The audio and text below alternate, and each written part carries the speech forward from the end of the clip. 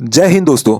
बांग्लादेश में जो वाद विवाद हो रहा है, सबको तो पता होगा कि क्यों बांग्लादेश में इतना दंगा फसाद हो रहा है। इसका मेन रीजन क्या है आपको तो पता होगा। बांग्लादेश के जो स्टूडेंट है रिजर्वेशन कोटा के अगेंस्ट में प्रोटेस्ट कर रहे हैं। वो लोग चाहते हैं कि सरकारी नौकरी में जो कोटा सिस्टम लागू होता है उसको हटाया जाए। इनका जो रिजर्वेशन कोटा सिस्टम हमारे इंडिया का कोटा सिस्टम से काफी अलग है। इंडिया में कास्ट के बेसिस में कोटा लागू किया जाता है, लेकिन बांग्लादेश में ऐसा नहीं है। वहां पर माइनॉरिटी और फिजिकल डिसेबिलिटी के लिए तो कोटा थोड़ा बहुत रखा गया है, लेकिन सबसे ज्यादा जो कोटा मिलता है वो फ्रीडम फाइटर के बच्चे लोगों को मिलता है।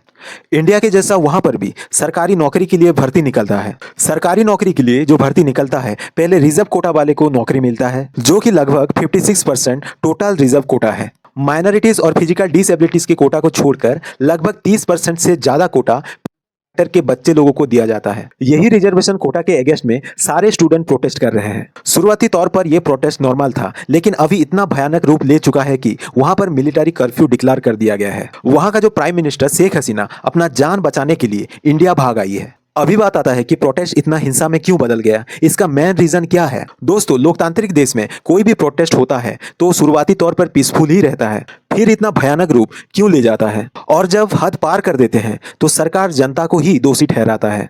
लेकिन सच बात तो यह है कि देश में जो भी दंगा फसाद होता है सभी सरकार की गलती की वजह से होता है। आप देखे होंगे भारत में फार्मर प्रोटेस्ट, मणिपुर केस में जो प्रोटेस्ट हुआ था, पहले तो पीसफुल था, लेकिन बाद में वो हिंसक रूप ले लिया। ऐसा क्यों हुआ, इसका मेन कारण क्या है, मैं आपको बताता हूं। इसका मेन जो कारण होता है वो सरकार का घमंड होता है। जी हाँ दोस्तों, हमारे पिछड़े देशों में जब सरकार पावर में आता है तो सरकार अपना मनमानी करता है, वो जनता का बात बिल्कुल भी नहीं सुनता। सरकार का कोई भी गलत नीति के अगेंस्ट में जब लोग सड़क पर उतर आते हैं और सरकार के अगेंस्ट में प्रोटेस्ट करते हैं तो लोग चाहते हैं कि सरकार हमारी मांगे पूरी करे, हमारी बात सुने, सरकार आके हमसे बातें करे, हमारा जो प्रॉब्लम है उसको सॉल्व करे। लेकिन सरकार ऐसा नहीं करता, वो जनता की बात सुनता नहीं है, जनता के बीच में आके उनके साथ बात नहीं करता, उनके प्रॉब्लम को सॉल्व नहीं करता। इसी के वजह से जनता का गुस्सा और बढ़ जाता है और जनता आग बबूला हो जाता है। जनता खुद को कंट्रोल नहीं कर पाता और गुस्से से दंगा फसाद में उतर आता है।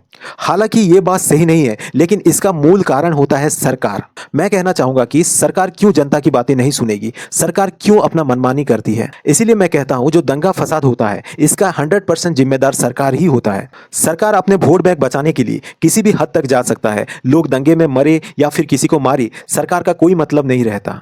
मैं ये नहीं कह रहा हूं कि बांग्लादेश में जो दंगा हो रहा है वो सही है, लेकिन जो हो रहा है उसमें सरकार को मैं दोषी मानता हूं। यह सच बात है, जिस देश में सरकार सही रहता है उस देश में दंगा फसाद बिल्कुल भी नहीं होता। वहां का स्टूडेंट लोग हद पार कर चुके हैं, हमारे हिंदू समाज के लोगों को वहां पर मार रहे हैं। मैं ये प्रोटेस्ट को प्रोटेस्ट नहीं कहूंगा, क्योंकि ये दूसरे धर्म के प्रति हिंसा है। मैं चाहता हूं कि ऐसे लोगों को पूरे कायदे के साथ पनिशमेंट मिलनी चाहिए।